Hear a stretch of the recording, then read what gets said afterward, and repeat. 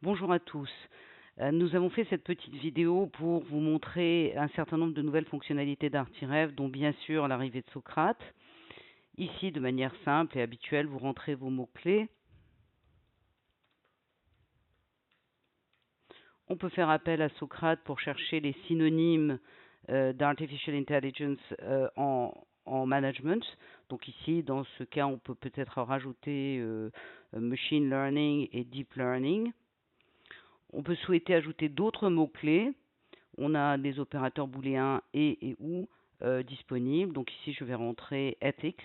Donc je cherche les textes qui incluent le terme artificial intelligence et également le terme ethics dans leurs métadonnées. Je vais cliquer sur rechercher.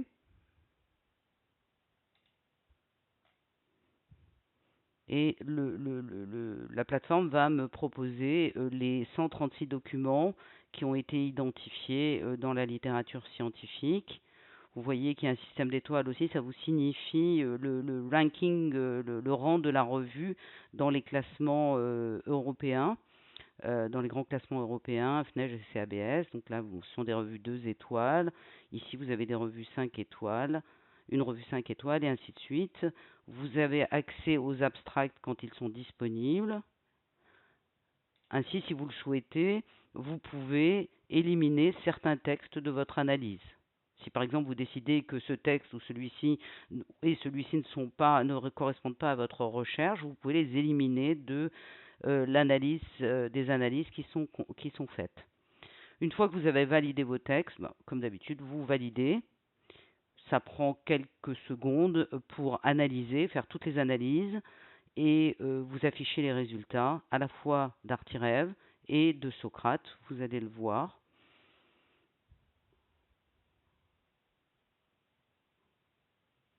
Ici, le système a trouvé ses résultats et il annonce qu'il va les afficher.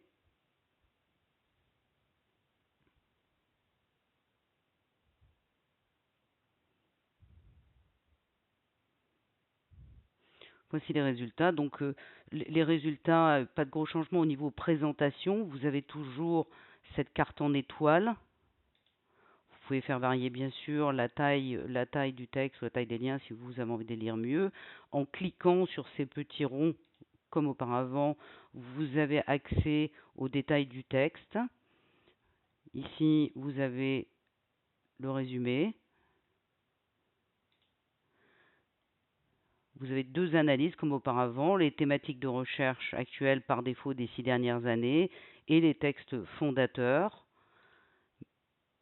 Par contre, alors vous avez toujours cette carte en étoile et vous avez accès à une carte en réseau où vous pouvez faire varier le nombre de liens minimum que vous souhaitez voir apparaître. Par exemple, si vous voulez voir les textes les plus reliés entre eux pour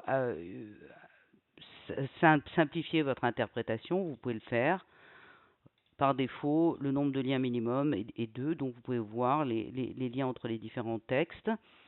On va rester sur la carte en étoile, qui est celle en général préférée des utilisateurs. Alors, allons voir ce que Socrate peut faire pour nous aujourd'hui.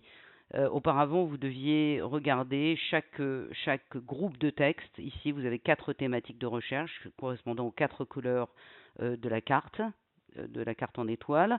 Vous deviez chercher vous-même leur dénominateur commun. Aujourd'hui, Socrate va pouvoir vous y aider. Donc ici, vous avez la représentation de chaque cluster. Et si vous souhaitez l'analyse détaillée par cluster faite par Socrate, vous cliquez ici et vous avez ici l'interprétation de Socrate. La première thématique étant l'intelligence artificielle et l'éthique dans le monde des affaires. Vous avez un résumé, vous avez des sous-thèmes avec les textes correspondant à chaque sous-thème. Et vous avez un ensemble d'autres textes qui appartiennent à ce groupement, mais qui n'appartiennent à aucun de ces sous-thèmes.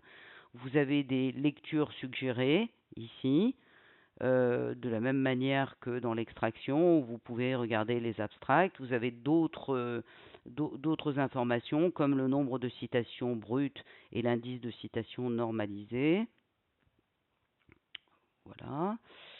Vous avez toujours les nuages de mots qui sont toujours dynamiques. Donc vous pouvez par exemple enlever si le terme ne vous intéresse pas, technologies, et vous avez le reste des termes qui se réorganisent.